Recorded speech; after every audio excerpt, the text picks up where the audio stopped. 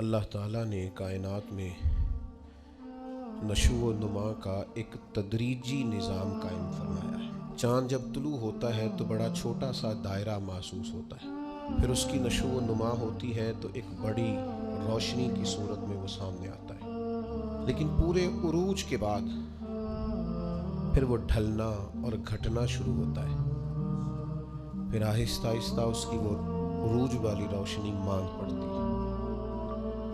کچھ دن اس پر ایسے آتے ہیں کہ بالکل دکھائی نہیں دیتا۔ سورج کی شعاعیں جب سورج صبح نکلتا ہے تو ماند ہوتی ہیں، پھر وہ اتنے عروج پہ ہوتا ہے کہ کوئی اس سے آنکھ نہیں ملا سکتا، لیکن شام کو پھر وہ اپنے زوال کو دیکھتا ہے۔ درخت ایک چھوٹے سے پودے کی صورت میں ہوتا ہے، کبھی کبھی یوں بھی لگتا ہے کہ ہو سکتا ہے کہ تیز پانی آئے یا آندھی آئے تو اس کو جڑ سے اکھیڑ دے، لیکن پھر وہ جب پورا جوان ہو جاتا ہے تو پھر بڑے بڑے طوفانوں میں بھی کھڑا رہتا ہے۔ پھر اس کا بال بھی بانکا نہیں ہوتا، لیکن پھر ایک وقت خزاں کا آتا ہے جب اس کے پتے جھڑتے ہیں، جب پرندے اڑ جاتے ہیں، جب بلبلیں اس پر بیٹھنا چھوڑ دیتی ہیں، پھر کوئی کوئل آ کے اسے کوئی گیت نہیں سناتی۔ پت جھڑ کے موسم میں، زوال کے دنوں میں وہ بہت ساری آوازوں اور بہت سارے مہمانوں کو ترستا ہے۔ اللہ تعالیٰ کا حکمت کا نظام ہے، اس نے تدریج کی ہے اس نشو و نما میں۔ بس یہ 2-3 مثالیں دی ہیں، زیادہ بھی دی جا سکتی ہیں۔ اسی طرح اللہ تعالیٰ نے حضرت انسان کو بھی پیدا کیا ہے۔ وہ جوان آدمی جو محنت مزدوری کرتا ہے، دوڑتا ہے، بھاگتا ہے، آتا ہے، جاتا ہے، رزق کماتا ہے تو کنیوں کو پالتا ہے۔ یہ جب بالکل چھوٹا تھا نا تو اسے کھڑا بھی نہیں ہوا جاتا تھا، اس کے والدین انگلی کے سہارے چلاتے تھے۔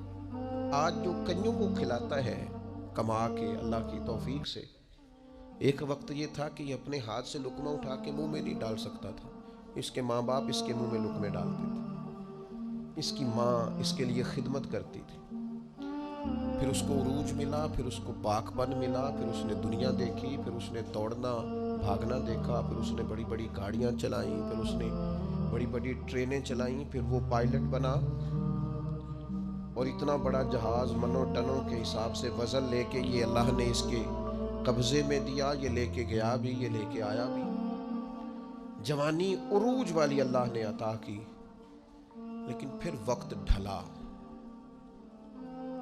پھر واپسی شروع ہوئی، کالے بال سفید ہوئے، سیدھی کمر ٹیڑھی ہونے لگی، اٹھتے ہوئے گھٹنوں میں درد رہنے لگا۔ یہ اللہ کا تدریجی نظام ہے۔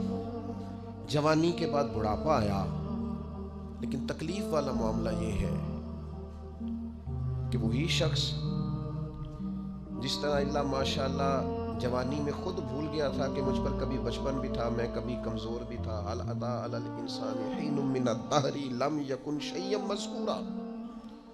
انسان پر ایک وقت وہ بھی تو گزرا ہے جب یہ کوئی قابل ذکر چیز ہی نہیں تھا، اس کا نام تک نہیں تھا۔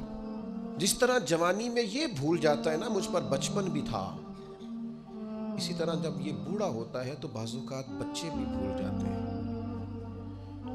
ان کا خیال ہوتا ہے کہ شاید ابا ہی بوڑھا ہوا ہے، دادا ہی بوڑھا ہوا ہے، ہم نے شاید نہیں ہونا۔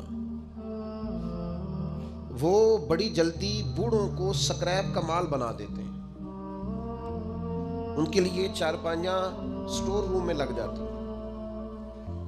ان کو کہا جاتا ہے کہ ابا کو ایسی کس لیے ضرورت نہیں رہی کہ گھٹنوں میں درد ہے۔ ان کو یہ کہا جاتا ہے کہ چونکہ ان کا سامان ہی مختصر سا ہے لہذا بڑے کمرے کی حاجت ہی نہیں ہے۔ دھیرے دھیرے بزرگوں کے ساتھ لوگوں کا رویہ سخت ہے۔ اللہ تعالیٰ نے والدین کے سارے حقوق بیان کر کے پھر آخر میں فرمایا کہ دعا مانگو، حقوق بھی ادا کرو، بازو بھی کھلے کرو، پیار بھی کرو، خدمت بھی کرو اور دعا بھی کرو۔ کیا دعا کریں؟ فرمایا وَقُلْ رَبِّ ارْحَمْهُمَا، مجھ سے کہو، دعا کرو میری بارگاہ میں، کہو رب ارحمہما، یا اللہ ان دونوں پہ رحم فرما، کما ربیانی صغیرا، جیسے انہوں نے مجھے بچپن میں پالا تھا۔ ان کی خدمت کرو اور پھر میرے حضور ان کے لیے التجائیں بھی کرو۔